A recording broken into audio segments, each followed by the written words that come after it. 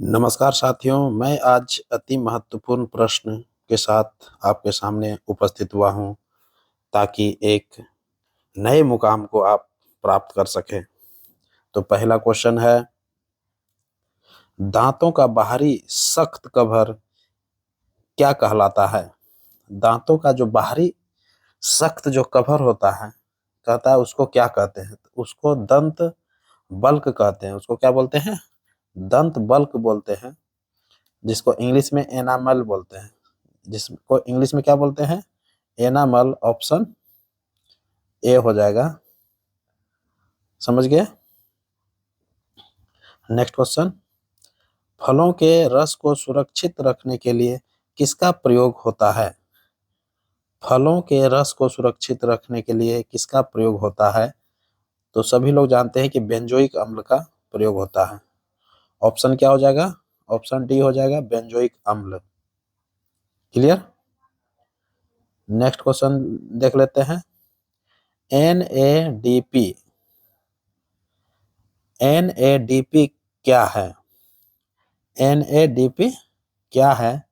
तो इसका आंसर हो जाएगा, यह जो है SRNA का एक हिस्सा है। ऑप्शन बी हो जाएगा, SRNA का एक हिस्सा है। ठीक है, यह SRNA का एक हिस्सा है, का एक हिस्सा है। क्लियर? नेक्स्ट क्वेश्चन, खाद्य ऊर्जा को हम किस एंजाइम में माप सकते हैं?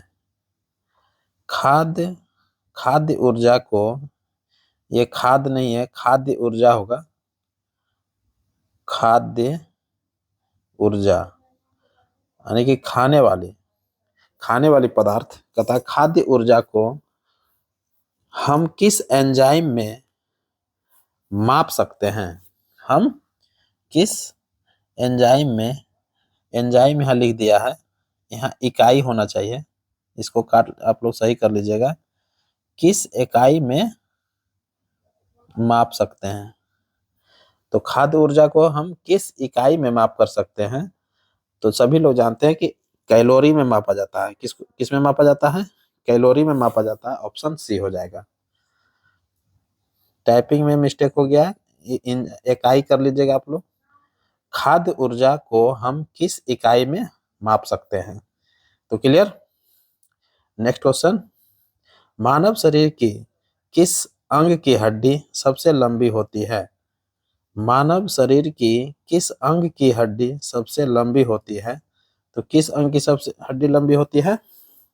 तो सभी लोग जान रहे हैं कि जांघ का जो हड्डी होता है सबसे लंबा होता है। ऑप्शन ए हो जाएगा, जिसको उरु बोलते हैं। इसी हड्डी का नाम क्या है? फीमर। इसके हड्डी का नाम क्या है? फीमर। जो हड्डी होता है सबसे लंबी हड्डी होता है, जो जांघ में पाया जाता है। क्लियर? नेक्स्ट क्वेश्चन, प्रोटीन के पाचन में सहायक एंजाइम है। प्रोटीन के पाचन में सहायक एंजाइम कौन है? तो सहायक एंजाइम जो प्रोटीन के पाचन में होता है वो ट्रिप्सिन होता है। ऑप्शन डी हो जाएगा, ट्रिप्सिन। नेक्स्ट क्वेश्चन, स्तनधारियों में लाल रुधिर कणिकाओं आरबीसी का निर्माण कहाँ होता है? स्तनधारियों में लाल रुधिर कणिकाओं अर्थात आरबीसी का निर्माण कहाँ होता है? तो अस्थि मज्जा में होता है। किस में होता है? अस्थि मज्जा में होता है। ऑप्शन डी हो जाएगा। नेक्स्ट क्वेश्चन, इंसुलिन की कमी के कारण होने वाला रोग है। इंसुलिन की कमी के कारण होने वाला रोग है, यानी कि होने वाला रोग कौन है? इंसुलिन की कमी से कौन सा रोग होता है? तो डायबिटीज रोग होता है। ऑप्शन डी हो जाएगा। नेक्स्ट क्वेश्चन, राइबोसोम राइबोसोम होते हैं राइबोसोम होते हैं तो राइबोसोम क्या होते हैं? तो इसका आंसर हो जाएगा RNA। RNA होते हैं। ऑप्शन सी हो जाएगा, RNA। नेक्स्ट क्वेश्चन है, दुर्गापुर इस्पात कारखाना किस देश की सहायता से स्थापित किया गया है? दुर्गापुर इस्पात कारखाना किस देश की सहायता से स्थापित किया गया है? तो इंग्लैंड की सहायता से स्थापित किया गया है। किसके सहयोग से स्थापित किया गया है?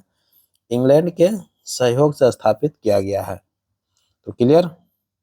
नेक्स्ट क्वेश्चन, भारत ने किस देश में, बहुत ही इंपॉर्टेंट क्वेश्चन है, भारत ने किस देश में सितवे बंदरगाह का संचालन शुरू किया गया है?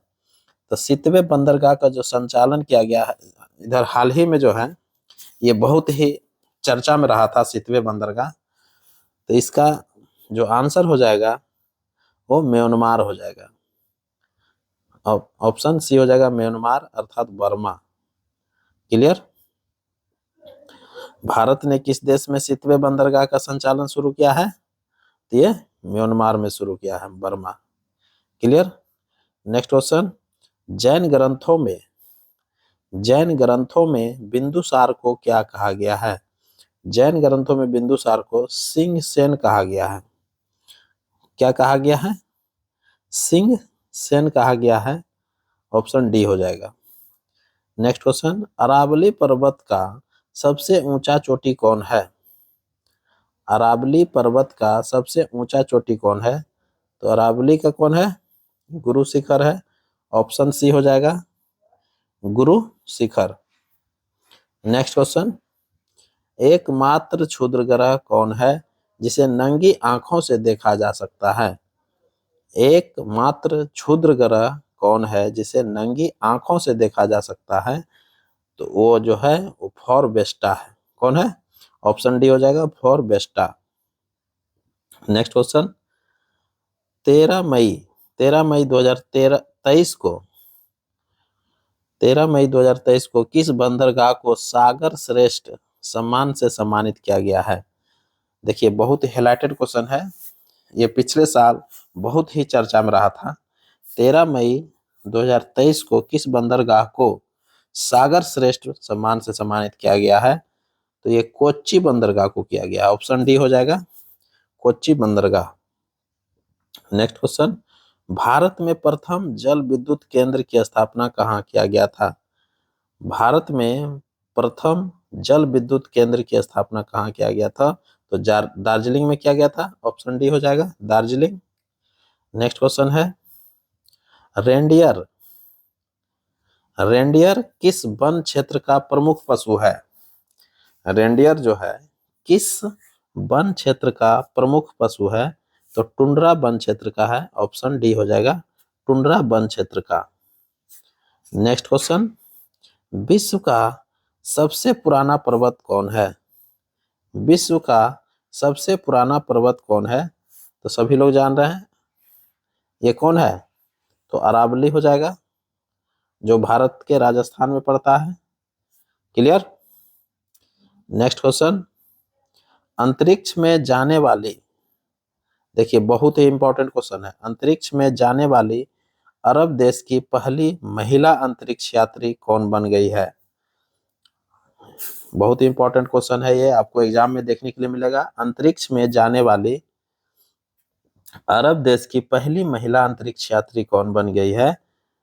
तो रैना बरगानी बन गई है, रैना बरगानी। ऑप्शन सी हो जाएगा। क्लियर। नेक्स्ट क्वेश्चन, भारत के किस भाषा को इटालियन ऑफ द ईस्ट कहा गया जाता है? भारत की किस भाषा को इटालियन ऑफ द ईस्ट कहा जाता है? इसको आप जब क्वेश्चन प्रीवियस पेपर उठाइएगा तो ये क्वेश्चन आपको देखने के लिए मिलेगा। तो तेलुगु को किसको बोला जाता है Italian of the east? Telugu भाषा को। क्लियर। चलने के अधिकार, देखिए बहुत इंपॉर्टेंट क्वेश्चन, चलने के अधिकार को लागू करने वाला पहला राज्य कौन बन गया है? चलने के अधिकार को लागू करने वाला भारत का पहला राज्य कौन बन गया है? तो पहला राज्य जो बन गया है ये पंजाब बन गया है। ऑप्शन सी हो जाएगा। नेक्स्ट क्वेश्चन, परमाणु के नाभिक में क्या होता है? परमाणु के नाभिक में क्या होता है? तो नाभिक में क्या होता है? न्यूट्रॉन और प्रोटॉन होता है। ऑप्शन बी हो जाएगा, न्यूट्रॉन और प्रोटॉन। और जबकि परमाणु के चारों तरफ क्या करता है? इलेक्ट्रॉन चक्कर लगाता है। ये परमाणु है। अब परमाणु के नाभिक में जो रहता है वो क्या रहता है? प्रोटॉन और न्यूट्रॉन रहता है। प्रोटॉन और न्यूट्रॉन रहता है। और जबकि इसके बाहरी कक्षा में जो है, इसके बाहरी कक्षा में इलेक्ट्रॉन चक्कर काटते रहता है।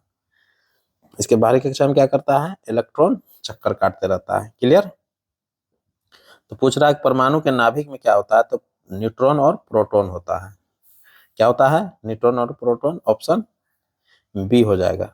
नेक्स्ट क्वेश्चन, सोडा वाटर में कौन सी गैस पाई जाती है? सोडा वाटर में कौन सी गैस पाई जाती है? तो सोडा वाटर में सभी लोग जान रहे हैं कार्बन डाइऑक्साइड गैस पाया जाता है। ऑप्शन सी हो जाएगा, carbon dioxide, CO2 gas. Next question, 1942 में किस पीएम के निर्देशानुसार 1942 में किस पीएम के निर्देशानुसार क्रिप्स क्रिप्स मिशन भारत आया था? देखिए, बहुत ही इंपॉर्टेंट क्वेश्चन है। क्रिप्स मिशन को ही व्हाइट मैन में मिशन कमीशन भी कहा गया है। तो क्लियर? तो कहता है कि किस पीएम के निर्देशानुसार क्रिप्स मिशन भारत आया था? ये विंस्टन चर्चिल थे। उस समय कौन थे इंग्लैंड के प्रधानमंत्री? विंस्टन चर्चिल थे। उनके ही निर्देशानुसार क्रिप्स मिशन भारत आया था 1942 ईस्वी में। क्लियर? नेक्स्ट क्वेश्चन देख लेते हैं, लद्दाख से कौन सा देश का सीमा टच नहीं करता है? बहुत ही इंपॉर्टेंट क्वेश्चन है। लद्दाख से कौन सा देश का सीमा टच नहीं करता है? तो सभी देश के बारे में हमको ऑप्शन पर चलना होगा।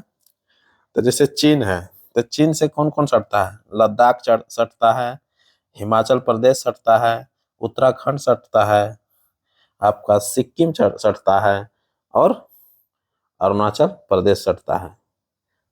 तो लद्दाख सट गया। इससे कौन कौन सटता है लद्दाख से? तो चीन सटता है। क्लियर? पाकिस्तान को देख लेते हैं। तो पाकिस्तान से भी लद्दाख सटता है, जम्मू कश्मीर सटता है, पंजाब सटता है, राजस्थान सटता है और गुजरात सटता है। इसका मतलब पाकिस्तान से भी लद्दाख सट गया। दो ऑप्शन तो खत्म हो गया। ये ऑप्शन, चीन भी आ गया लद्दाख के साथ, पाकिस्तान भी लद्दाख के साथ। अफगानिस्तान को देख लेते हैं। तो अफगानिस्तान जो है लद्दाख से सटने वाला एकमात्र देश है। तो अकेला जो लद्दाख जो सटता है वो अफगानिस्तान से ही सटता है। क्लियर? तो ये तीनों ऑप्शन तो लद्दाख से सट गया। अब नेपाल के बारे में देखते हैं। तो नेपाल को अब जब देखिएगा ग्राफ पर, तो उत्तराखंड से शुरू होता है और उत्तर प्रदेश, बिहार होते हुए, वेस्ट बंगाल होते हुए सिक्किम सटता है। अर्थात लद्दाख से जो है ये नहीं सटता है। तो ऑप्शन कौन हो जाएगा? ये डी हो जाएगा, नेपाल हो जाएगा। क्लियर? नेक्स्ट क्वेश्चन, किस ग्रह को बौना ग्रह माना जाता है? किस ग्रह को बौना ग्रह माना जाता है? तो प्लूटो को बौना ग्रह माना जाता है। किसको? प्लूटो को बौना ग्रह माना जाता है। क्लियर? नेक्स्ट क्वेश्चन, कल कारखानों की चिमनियों से कालिख हटाने में किसका उपयोग किया जाता है? कल कारखानों की चिमनियों से कालिख हटाने में किसका उपयोग किया जाता है? तो कल कारखाना में जो कालिख लगा हुआ रहता है उसको हटाने के लिए जो है प्राश्रव्य तरंग का प्रयोग करते हैं। ऑप्शन सी हो जाएगा, प्राश्रव्य तरंग। नेक्स्ट क्वेश्चन, पद्मावती और सुरसरी किनके शिष्य थे? बहुत इंपॉर्टेंट क्वेश्चन। पद्मावती और सुरसरी किनके शिष्य थे? तो किनके शिष्य थे? ये रामानंद के शिष्य थे। ऑप्शन सी हो जाएगा। नेक्स्ट क्वेश्चन, गुरु तेग बहादुर की हत्या किसने करवा दिया था? बहुत इंपॉर्टेंट क्वेश्चन। गुरु तेग बहादुर की हत्या किसने करवा दिया था? तो सभी लोग जान रहे हैं, औरंगजेब ने करवाया था। ऑप्शन डी हो जाएगा, औरंगजेब ने करवाया था। और कब करवा दिया था? ये 1675 में करवा दिया था। कब करवा दिया था? 1675 में करवा दिया था। और कहा था कि अगर इस्लाम नहीं कबूलोगे तो मृत्यु दंड दिया जाएगा। तो गुरु तेग बहादुर ने मृत्यु दंड को चुना, लेकिन इस्लाम को नहीं कबूल किया। तो आप समझ सकते हैं, तो गुरु तेग बहादुर की हत्या किसने करवा दिया था? औरंगजेब ने करवा दिया था। और गुरु तेग बहादुर जो थे, वो गुरु तेग बहादुर सिखों के 9वें गुरु थे। गुरु तेग बहादुर सिखों के 9वें गुरु थे। तो clear? Next question, NITI Aayog के प्रथम सीईओ कौन थे? नीति आयोग के प्रथम सीईओ कौन थे? तो नीति आयोग के जो प्रथम सीईओ थे वो सिंधु श्री खुल्लर थे। ऑप्शन बी हो जाएगा, सिंधु श्री खुल्लर। और वर्तमान सीईओ की अगर बात करें, नीति आयोग के प्रथम सीईओ तो हम लोग जान गए सिंधु श्री खुल्लर। अब वर्तमान सीईओ भी जानना जरूरी रहता है कि वर्तमान सीईओ कौन है। तो BVR सुब्रहानियम है। कौन है? BVR सुब्रहानियम। क्लियर? जबकि नीति आयोग के प्रथम उपाध्यक्ष जो थे वो अरविंद पनगड़िया थे। प्रथम उपाध्यक्ष अगर पूछ दिया जाए तो अरविंद पनगड़िया थे। क्लियर? जबकि वर्तमान उपाध्यक्ष जो है अभी सुमन बेरी है। वर्तमान अध्यक्ष कौन है? सुमन बेरी है। क्लियर? तो नीति आयोग के बारे में थोड़ा जान लेते हैं कि नीति आयोग जो है ये इसकी स्थापना नरेंद्र मोदी के कार्यकाल में हुआ और 1 जनवरी 2015 को हुआ। कब हुआ? 1 जनवरी 2015 को। नीति आयोग जो है योजना आयोग के स्थान पर लाया गया है। नीति आयोग को योजना आयोग के स्थान पर लाया गया है। और योजना आयोग का स्थापना जो हुआ था 15 मार्च 1950 ईस्वी को हुआ था, जवाहरलाल नेहरू के नेतृत्व में। उसी प्रकार नीति आयोग का जो गठन हुआ 1 जनवरी 2015 को नरेंद्र मोदी के नेतृत्व में। तो क्लियर, सभी को समझ में आ गया होगा। योजना आयोग जो थे वो परामर्शदात्री संस्था थी। योजना आयोग कौन सी संस्था थी? परामर्शदात्री संस्था थी, जिसका अध्यक्ष जो हुआ करते थे वो प्राइम मिनिस्टर हुआ करते थे। योजना आयोग के अध्यक्ष कौन होते थे? प्राइम मिनिस्टर होते थे। जस्ट उसी प्रकार नीति आयोग का अध्यक्ष जो होता है वो प्रधानमंत्री ही होता है। तो क्लियर, सभी को समझ में आ गया होगा। नीति आयोग का जो फुल फॉर्म होता है, नीति आयोग का full form national institution for transforming India. National institution for transforming India. Clear? Next question देख लेते हैं। हाल ही में पोखरा को, बहुत ही इंपॉर्टेंट क्वेश्चन है, हाल ही में पोखरा को किस देश की पर्यटन राजधानी घोषित किया है? हाल ही में पोखरा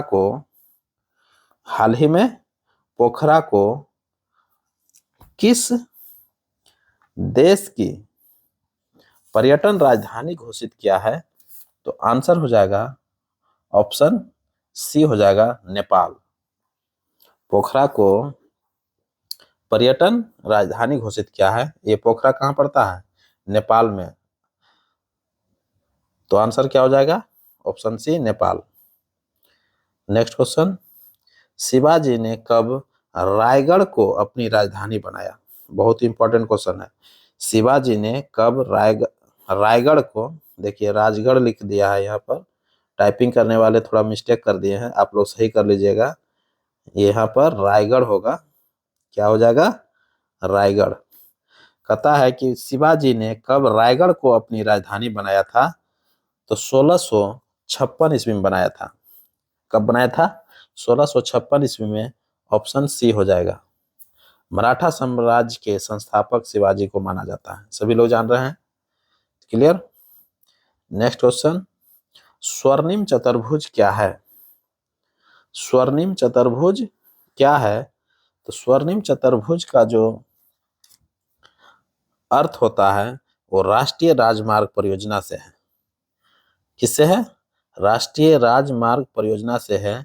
ऑप्शन डी हो जाएगा। क्या हो जाएगा? ऑप्शन डी, राष्ट्रीय राजमार्ग परियोजना। स्वर्णिम चतुर्भुज का ये क्या है? क्लियर? राष्ट्रीय राजमार्ग परियोजना है। अब इसको थोड़ा सा हम लोग डिटेल से जानते हैं। दिल्ली, मुंबई, चेन्नई और कोलकाता, ये चार जो महानगर है, इसको जोड़ने के लिए सड़क मार्ग का इस्तेमाल किया गया है। और इस चारों शहरों को, मेट्रोपॉलिटन सिटी है ये, इस चारों शहरों को जोड़ने वाली जो राजमार्ग है, इसी योजना को स्वर्णिम चतुर्भुज योजना कहा गया है, जिसकी लंबाई जो है, इसकी कुल लंबाई जो है 5846 किलोमीटर है। कितना है? 5846 किलोमीटर। दिल्ली, मुंबई, चेन्नई, कोलकाता को जोड़ने वाली जो राजमार्ग है, उसको स्वर्णिम चतुर्भुज योजना के तहत जोड़ा गया है। और इसकी लंबाई जो है, कुल लंबाई 5846 किलोमीटर है। यह योजना जो है 2011 तक पूरा हो गया था। यह जो योजना था, दिल्ली, मुंबई, कोलकाता और चेन्नई को जो जोड़ने वाली योजना थी, इसको 2011 तक पूरा कर लिया गया है। Clear? Next question, 90 east ridge कहाँ अवस्थित है? 90 ईस्ट रिज कहाँ अवस्थित है? तो ये 90 ईस्ट रिज जो है हिंद महासागर में अवस्थित है। ऑप्शन सी हो जाएगा, हिंद महासागर। नेक्स्ट क्वेश्चन, विश्व में सबसे अधिक कोयला उत्पादन करने वाला देश कौन है? विश्व में सबसे अधिक कोयला उत्पादन करने वाला देश कौन है? तो कोयला उत्पादन में सभी लोग जानते हैं कि कौन है, वो चीन है। प्रथम स्थान पर कौन है कोयला उत्पादन में? चीन है। जबकि दूसरे स्थान पर अमेरिका है। जबकि तीसरे स्थान पर भारत का स्थान आता है। और चौथे स्थान पर ऑस्ट्रेलिया है। जबकि पांचवें स्थान पर रूस है। तो विश्व में सबसे अधिक जो कोयला उत्पादन करता है वो चीन करता है, दूसरे स्थान पर अमेरिका है, जबकि तीसरे स्थान पर भारत है, और चौथे स्थान पर ऑस्ट्रेलिया है, जबकि रूस का स्थान पांचवा आता है उत्पादन में। जबकि कोयला की भंडार, संचित भंडार अगर पूछा जाए, अगर कोयले की संचित भंडार का स्थान पूछ लिया जाए, तो पहले स्थान पर अमेरिका का नाम आता है, जबकि दूसरे स्थान पर रूस है, और तीसरे स्थान पर चीन है, और चौथे स्थान पर ऑस्ट्रेलिया है, और पांचवें स्थान पर भारत का नाम आता है। तो ये संचित भंडार का जो कुल जो भंडारित जो कोयला है, वो किसके पास सर्वाधिक है? अमेरिका के पास। उसके बाद रूस है, उसके बाद कौन है? चाइना है, ऑस्ट्रेलिया है, तब भारत है पांचवें स्थान पर। क्लियर? नेक्स्ट क्वेश्चन, कौटिल्य का अर्थशास्त्र कितने अधिकरणों में विभाजित है? कौटिल्य का अर्थशास्त्र कितने अधिकरणों में विभाजित है? तो 15 अधिकरणों में विभाजित है। कौटिल्य का अर्थशास्त्र कितने अधिकरणों में विभाजित है? 15 अधिकरणों में विभाजित है। जबकि कौटिल्य के अर्थशास्त्र में 150 अध्याय हैं। कितने अध्याय हैं? 150 अध्याय है, और 180 प्रकरण है। 180 प्रकरण है, और 6000 श्लोक है। कितने हैं? 6000 श्लोक है। तो क्लियर? नेक्स्ट क्वेश्चन, अंटार्कटिका में भारत के तृतीय शोध केंद्र का नाम क्या है? अंटार्कटिका में भारत के तृतीय शोध केंद्र का नाम क्या है? तो तृतीय शोध केंद्र का जो नाम है वो क्या है? भारती है। क्या है? ऑप्शन सी हो जाएगा, भारती। और प्रथम शोध केंद्र का नाम क्या है? दक्षिण गंगोत्री, जो कि अब क्या है? ये कार्यरत नहीं है। दक्षिण गंगोत्री क्या है? कार्यरत नहीं है। और दूसरे शोध केंद्र का नाम मैत्री है, और तीसरे शोध केंद्र का नाम क्या है? भारती है। क्लियर?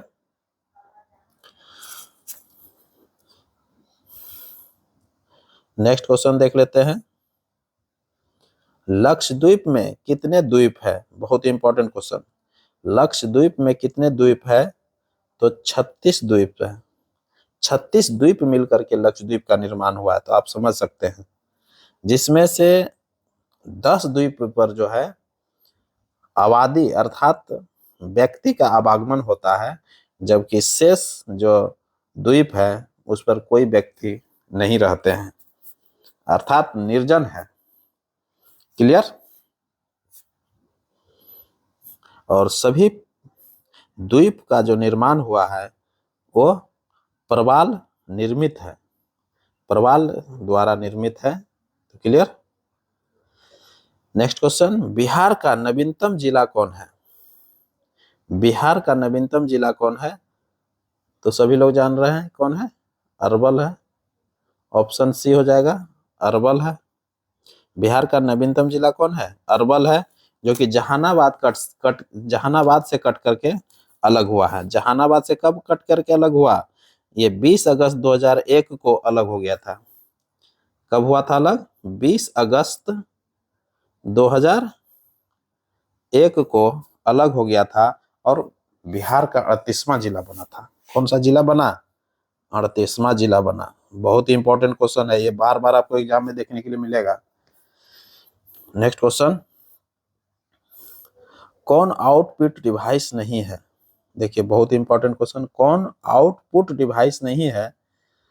तो पहले तो जानना पड़ेगा कि आउटपुट और इनपुट क्या है। आउटपुट अर्थात हमको जो प्राप्त होता है उसको आउटपुट बोलते हैं, और इनपुट जो हम डालते हैं उसको इनपुट बोलते हैं।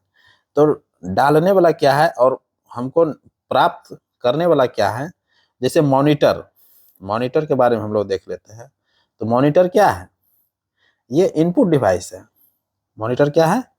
ये इनपुट डिवाइस है। ये खत्म हो गया। स्पीकर, स्पीकर क्या है? नहीं, मॉनिटर क्या है? ये सॉरी, मॉनिटर जो है ये आउटपुट डिवाइस है। मॉनिटर क्या है? आउटपुट है। स्पीकर क्या है? ये मॉनिटर जो है आउटपुट, स्पीकर भी क्या है? आउटपुट है। प्रिंटर क्या है? ये भी आउटपुट है। तो मॉनिटर, स्पीकर और प्रिंटर जो है ये आउटपुट हो गया। प्रिंटर जैसे मान लीजिए कोई चीज प्रिंट करनी है तो उससे हमको प्राप्त हो जाता है। स्पीकर जैसे कोई गाना गा रहे हैं, आवाज निकल रहा है तो आउटपुट दिया। मॉनिटर, मॉनिटर से क्या करते हैं? कुछ पिक्चर देखते हैं। तो इस तरह का जो है जिससे हमको कुछ प्राप्त होता है उसको आउटपुट बोलते हैं, आउटपुट डिवाइस बोलते हैं। और क्वेश्चन पूछ रहा है कि कौन आउटपुट डिवाइस नहीं है, अर्थात स्कैनर जो है ऑप्शन सी, ये क्या है? ये आउटपुट डिवाइस नहीं है, अर्थात ये इनपुट डिवाइस है।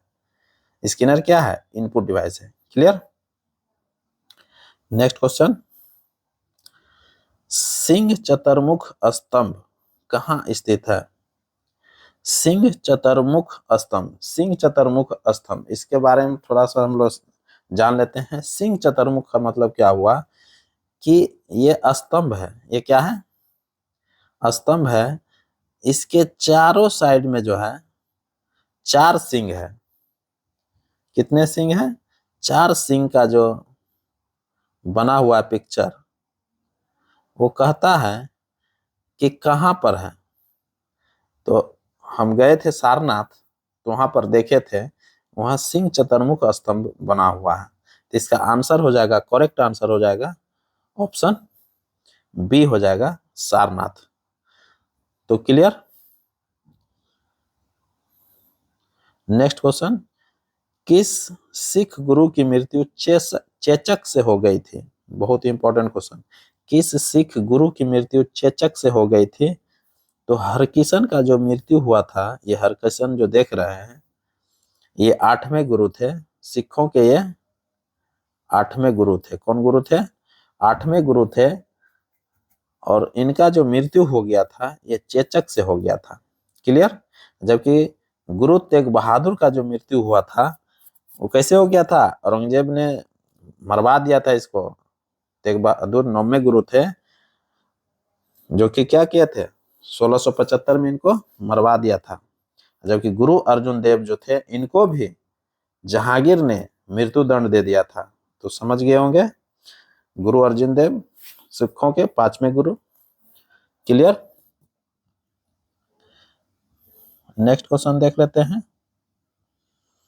बौद्धों का रामायण किसे माना जाता है? बौद्धों का रामायण किसे माना जाता है? तो बौद्धों का जो रामायण है वो बुद्ध चरित्र को माना जाता है। किसको माना जाता है? बुद्ध चरित्र को माना जाता है। ऑप्शन डी हो जाएगा, जिसके रचनाकार अश्वघोष है। बुद्ध चरित्र के लेखक कौन है? अश्वघोष। अश्वघोष। क्लियर। नेक्स्ट क्वेश्चन, परमाणु बम का विकास किस प्रोजेक्ट के तहत किया गया? परमाणु बम का विकास किस प्रोजेक्ट के तहत किया गया? तो the Manhattan project. Option D हो जाएगा, द मैनहट्टन प्रोजेक्ट के तहत परमाणु बम का विकास किया गया। बहुत ही हाइलाइटेड क्वेश्चन है, आपको एग्जाम में देखने के लिए मिलेगा। नेक्स्ट क्वेश्चन, कोशिका विभाजन को सर्वप्रथम किसने देखा था? कोशिका विभाजन को सर्वप्रथम किसने देखा था? तो कोशिका विभाजन को जो सर्वप्रथम देखा था वो बिरचाऊ थे। ऑप्शन बी हो जाएगा, बिरचाऊ। नेक्स्ट क्वेश्चन, किसके द्वारा सर्वप्रथम पाकिस्तान शब्द का प्रयोग किया गया था? देखिए बहुत ही इंपॉर्टेंट क्वेश्चन था। किसके द्वारा सर्वप्रथम पाकिस्तान शब्द का प्रयोग किया गया था?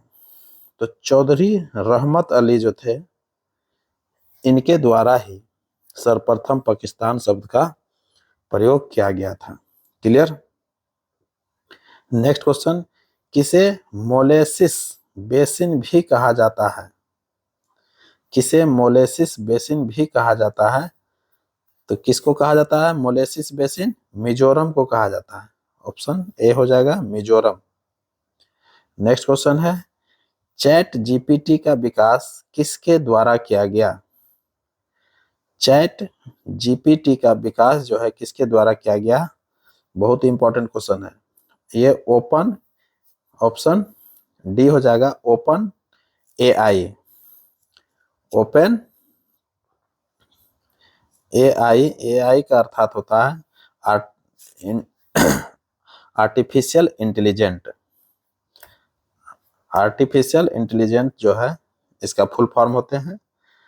और आप देख रहे होंगे कि आर्टिफिशियल इंटेलिजेंट के माध्यम से आज सारा काम जो है किया जा रहा है। तो क्लियर। नेक्स्ट क्वेश्चन, टाटा पाका तेल रिफाइनरी कहाँ है? टाटा पाका तेल रिफाइनरी कहाँ है? तो टाटा पाका तेल रिफाइनरी जो है ये आंध्र प्रदेश में है। ऑप्शन ए हो जाएगा, आंध्र प्रदेश। क्लियर।